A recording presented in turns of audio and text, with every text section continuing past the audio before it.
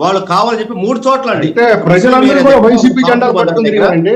ఉద్దేశపూర్వకంగానే collector SP గారి permission వాళ్ళు ఉద్దేశపూర్వకంగా ఆ ర్యాలీ మొత్తాన్ని డైవర్షన్ చేయడం కోసం అడుగుతున్న హోమ్ మినిస్టర్ గారిని లోకేష్ గారిని అనిత గారు దళితులు దారుణం కొడితే దాని మీద మాట్లాడు, దళితులు రేపు చేస్తే మాట్లాడు. ఈ రోజు అండి అనంతపురం జిల్లాలో ఒక మహిళ కడప జిల్లాలో ఒక మహిళ సూసైడ్ చేసుకుందండి వేధింపులు, టీడీపీ కార్యకర్త వేధింపులతోటి. దాని గురించి మాట్లాడుకుని చెప్పండి. ఈ రోజు ఆంధ్రప్రదేశ్ లో మహిళల రక్షణ లేదు, రైతులకు గిట్టుబాటు ధరలు లేవు, అదేవిధంగా ఏదైతే వాళ్ళు చెప్పినట్టు సూపర్ 6 హామీలు అమలు కావట్లేదు. ఈ రోజు ఏడాది ఏదని చెప్తున్నారండి. ఈ రోజు అంటా ఉన్నాను నమ్మక ద్రోహ దినం, నమ్మక ద్రోహానికి సంవత్సరం.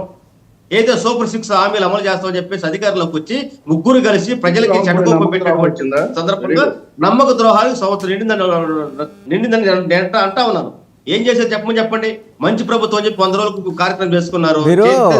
కనకారావు గారు ఒక్క విషయం అండి, కనకారావు గారు ఒక్క నిమిషం. ఇప్పుడు మీకు ప్రకాశం జిల్లాలో సామెత ఉంది, అద్దంకిపోయిన సింగడు పోను పోయాడు రాను వచ్చాడని. ఆయన వెళ్ళాడు వచ్చాడు, ఏంటి అవుట్కమ్ ఏంటి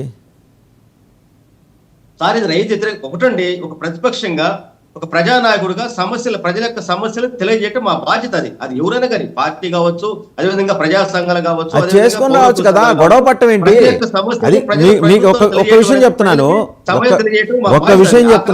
కనకారావు గారు ఒక్క నిమిషం, కనకారావు గారు ఒక్క నిమిషం. ఇప్పుడు అపోజిషన్లో ఉన్నప్పుడు విక్టిమ్ మోడ్లో వెళ్ళాలి. చంద్రబాబు నాయుడు గారి దగ్గర ఆ తెలివితేటలు ఉన్నాయి. ఎంతసేపు తాను బాధితుడిగా ప్రొజెక్ట్ చేసుకుంటూ ఆయన 5 ఏళ్ళు రసవత్తరంగా నడిపించిన రాజకీయం నుంచి కూడా మీరు గుణపాఠం నేర్చుకోకపోతే ఎంతసేపు వెళ్ళి మేము కొంబాట్ చేస్తాం, మేము ప్రభుత్వంలో ఉన్నామనే ధోరణిలో ఎగబడతాం అంటే ఇలాగే ఉంటాయి వ్యవహారాలు. నేర్చుకోండి. అది ఒకసారి వెంకట గురుమూర్తి గారి దగ్గరికి వెళ్దాం. వెళ్లే ముందే ఇందాక పాపం ఆయన పదే అడిగారు. దాని మీద లోకేష్ గారు అక్కడ వైజాగ్లో మాట్లాడిన మాటలు చూసి ఆయన దగ్గరికి వెళ్దాం. ఆయన అన్నారు కదా, ఒకటి నేసాం ఇంకోటిని ఎత్తుకుతున్నామని. కనకారావు గారు ఆగండి ఒక్క నిమిషం.